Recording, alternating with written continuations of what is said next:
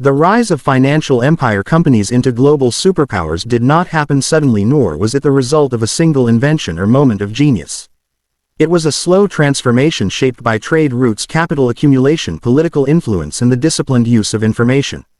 These companies did not simply sell goods or services. They reorganized how wealth moved across continents, how states financed themselves, and how power was exercised beyond borders. Over time they became entities whose influence rivaled and sometimes surpassed that of governments. In the earliest phases, financial empire companies emerged from trade. Merchants discovered that controlling exchange was more powerful than producing goods alone. A company that could finance voyages, ensure cargo, store commodities, and lend money gained leverage over every stage of commerce. This leverage allowed such firms to absorb risk while smaller competitors failed. With each successful expedition or transaction, capital grew and capital attracted more capital. Wealth became self-reinforcing. As these companies expanded, they learned that money alone was not enough. Stability was required for long-term profit. To secure stability, they formed alliances with rulers and states. Governments needed loans to fund wars, infrastructure, and administration. Financial companies needed legal protection, monopolies, and enforcement. The partnership between capital and political authority reshaped both sides. States became dependent on financiers, and financiers gained access to state power. This mutual dependence marked the beginning of corporate influence over national policy. One of the most important developments was the creation of complex financial instruments. Shares, bonds, and long-term credit allowed companies to raise enormous sums from the public. Risk was spread across thousands of investors rather than carried by a single merchant family.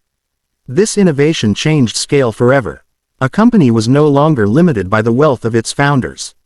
It could mobilize the savings of entire populations. In doing so, it became an abstract entity larger than any individual and more enduring than any generation. Information became another decisive advantage. Financial empire companies invested heavily in communication networks, record keeping, and intelligence. Knowing prices, harvest yields, political changes, or conflicts before others meant profit. Information asymmetry allowed these firms to act faster and more decisively than rivals. Over time they built internal systems that resembled governments, with departments for risk, logistics, diplomacy, and enforcement. Their internal organization mirrored the complexity of the societies they operated within. Expansion beyond borders introduced new dynamics. When companies operated in foreign lands, they often filled a vacuum of authority. They collected taxes, enforced contracts, and maintained armed forces. In regions where state power was weak, corporate power stepped in. Profit motives guided decisions, but the result was political rule in all but name. Economic dominance turned into territorial influence, and corporate interests shaped local economies, cultures, and labor systems. Industrialization accelerated this process. As production scaled up, the need for capital increased dramatically. Factories, railways, and energy systems required long-term investment. Financial empires were uniquely positioned to provide it. By controlling credit, they controlled which industries survived and which collapsed. Entire sectors rose or fell based on corporate financing decisions. Economic power became structural, shaping the future rather than reacting to it. The modern corporation refined these mechanisms further. Limited liability protected investors while encouraging risk-taking. Professional managers replaced family ownership, introducing a new class whose loyalty was to growth and efficiency rather than tradition. Decision-making became data-driven and standardized. This rationalization made companies adaptable and resilient. They could survive leadership changes, political upheaval, and economic cycles with remarkable consistency. Globalization in the 20th century transformed financial empire companies into truly planetary forces. Capital flowed instantly across borders. Corporations operated in dozens of legal systems, optimizing taxes, labor costs, and regulations. Governments competed to attract corporate investment, offering incentives that further strengthened corporate leverage. In many cases, states adjusted policies to suit corporate needs rather than public ones. Economic sovereignty eroded quietly through contracts rather than conquest. Crises played a crucial role in consolidating power. During financial collapses, wars, or resource shortages, governments turned to large financial institutions for rescue. Bailouts, emergency loans, and restructuring agreements expanded corporate influence over public policy. Companies that survived crises emerged stronger, absorbing competitors and increasing market concentration. Each crisis reduced diversity and increased dominance. Cultural influence followed economic power. Financial empire companies shaped consumer behavior through advertising, branding, and media ownership. They influenced education, employment aspirations, and even moral values by defining success as participation in the economic system they controlled.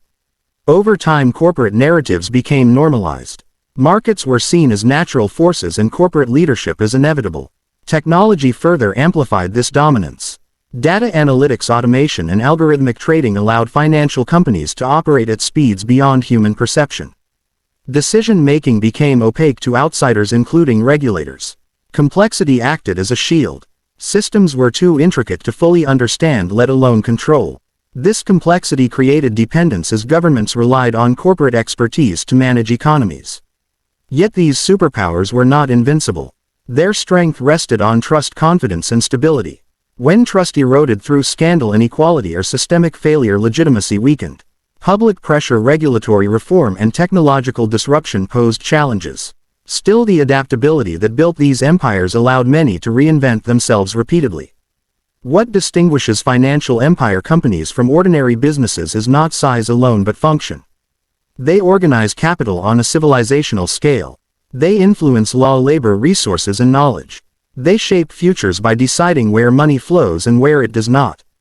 Their power is subtle, often invisible, operating through incentives rather than force. Understanding how these companies became superpowers requires abandoning the idea that power is only political or military. Economic structures can be just as decisive. Control over finance means control over possibilities. It determines which ideas are funded, which technologies spread, and which societies flourish or stagnate. The story of financial empire companies is therefore not merely a business history. It is a story of how modern power works. It reveals that in a world organized around capital, those who control its movement shape reality itself.